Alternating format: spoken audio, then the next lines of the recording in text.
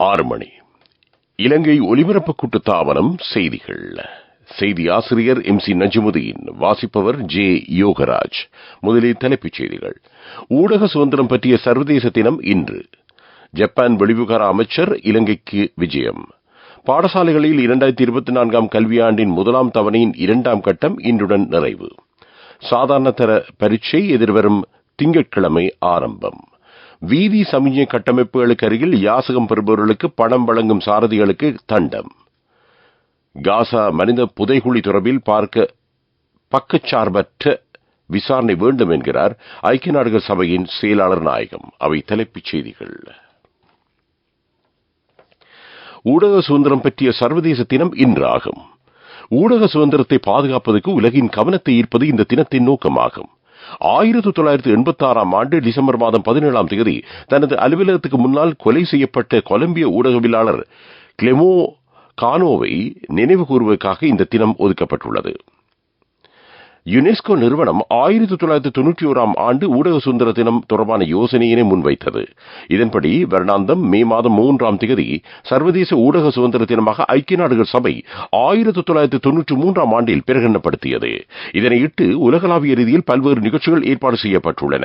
கடந்த 10 வருடங்களில் உலகளாவிய ரீதியில் 929 ஊடகவியலாளர்கள் கொலை செய்யப்பட்டுள்ளனர். ஜப்பான் வெளிவிவகார அமைச்சர் யோகோ கமிகாவா இன்று 2 நாள் உத்தியோகபூர்வ விஜயம் மேற்கொண்டு நாளை இலங்கைக்கு வருகை தர உள்ளார். இந்த விஜயத்தில் ஜனாதிபதி ரணில் விக்ரமசிங்க, பிரதமர் தினேஷ் குணவர்தன ஆகியோரை சந்தித்து பேச்சுவார்த்தை நடத்துவார். இதேவேளை வெளிவிவகார அமைச்சர் அலி சப்ரியையும் சந்திக்க உள்ளார். ஜப்பான் வெளிவிவகார அமைச்சருடன் அந்த நாட்டின் உயர் அதிகாரிகளும் இந்த விஜயத்தில் பங்கேற்க உள்ளனர். 2023 கல்வியாண்டின் கல்வி பொது உத்தராதர பத்திர சாதாரண தர பரீட்சை எதிர்வரும் திங்கட்கிழமை ஆரம்பமாகிறது.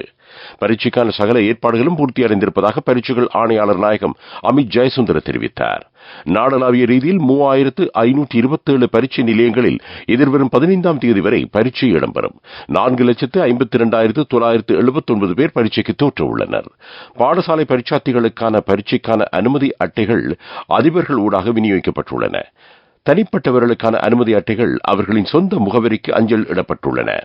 பரீட்சார்த்திகளுக்கு இதுவரை அனுமதி அட்டை கிடைக்காவிடில் அல்லது அனுமதி அட்டைகளில் பிரச்சனைகள் நிலவும் பட்சத்தில் அது தொடர்பில் பரீட்சை திணைக்களத்துக்கு அறிவிக்க முடியும். திணைக்களத்தின் துரித அழைப்பிலக்கத்தினை தொடர்பு கொண்டு இது குறித்து முறையிடலாம். அந்த இலக்கம் 1911 ஆகும். அதனை மீண்டும் அறிய தருகிறோம். 1911 ஆகும்.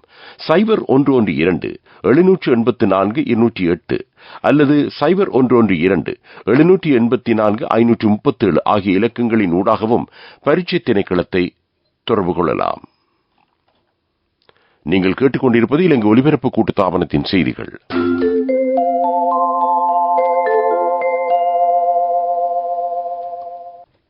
கொழும்பு உட்பட பிரதான நகரங்களில் வீதி சமிஞ்சை கட்டமைப்புக்கு அருகில் நின்று கொண்டு போக்குவரத்துக்கு இடையூறு ஏற்படுத்தும் வகையில் யாசகம் கேட்பவர்களுக்கு பணம் வழங்க வேண்டாம் என்று போலீசார் மக்களை கேட்டுள்ளனர்.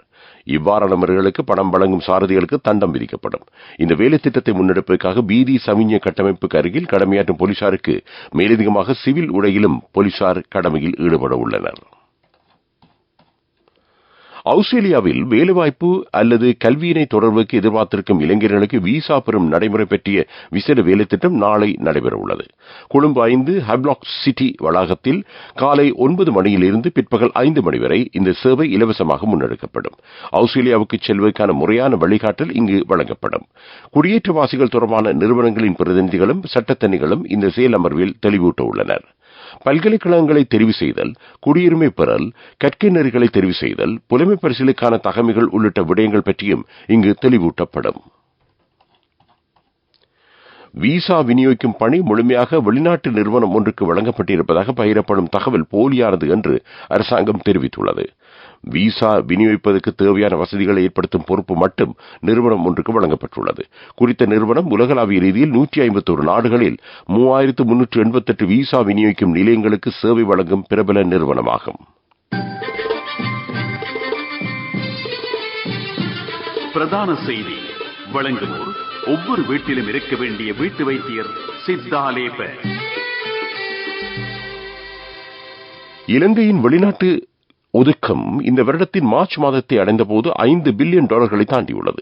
மத்திய வங்கி கடந்த ஜனவரி மாதத்திலிருந்து மார்ச் மாதம் வரையான காலப்பகுதியில் மட்டும் $120 கோடி ஈட்டியிருப்பதாக ராஜாங்க அமைச்சர் ரஞ்சித் சிம்பலாபிட்டி தெரிவித்தார். மார்ச் மாதத்தில் மட்டும் $72 கோடி ஈட்டப்பட்டுள்ளன.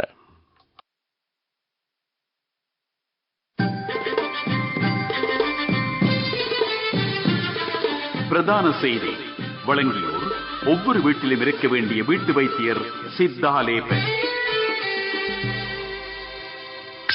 உங்கள் கவனத்திற்கு எதிர்வரும் 6ஆம் தேதி ஆரம்பமாகும் கல்வி பொதுத் தராதர பத்திர சாதாரண தர பரீட்சைக்கு தோற்றும் பரீட்சார்த்திகளின் வசதி கருதி ஆட்பதிவு திணைக்களம் நாளை திறக்கப்பட்டிருக்கும் என்று திணைக்களம் அறிவித்துள்ளது.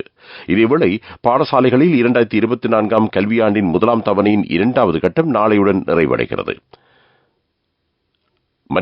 இன்றுடன் நிறைவடைகிறது. முதலாம் தவணையின் 3ஆம் கட்டம் எதிர்வரும் 20ஆம் தேதி ஆரம்பமாகும். உலகச் செய்திகள்.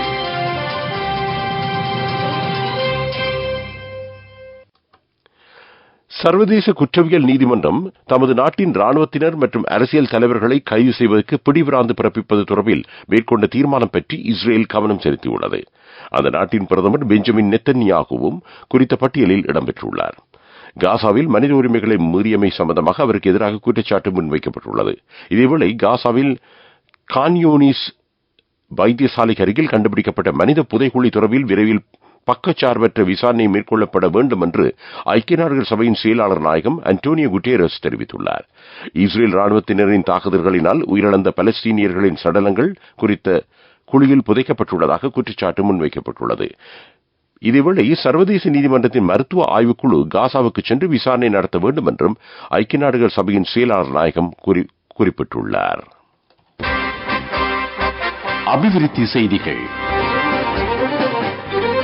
காங்கேசன் துறைக்கும் நாகப்பட்டினத்துக்கும் இடையிலான படகு சேவை இம்மாதம் நடுப்பகுதியில் மீண்டும் ஆரம்பிக்கப்படும் என்று இலங்கைக்கான இந்திய உயர்ஸ்தானிகர் சந்தோஷ் ஜா தெரிவித்துள்ளார். மட்டக்களப்புக்கு விஜயம் மேற்கொண்ட போது உயர்ஸ்தானிகர் இந்த விடயத்தை ஊடகவியலாளர்களிடம் தெரிவித்தார். விளையாட்டுச் செய்திகள். மகளிர் T20 உலகக்கிண்ண கிரிக்கெட் சுற்றுத் தொடருக்கான தகுதிகான் போட்டிகளின் 9வது போட்டி இன்று நடைபெற உள்ளது.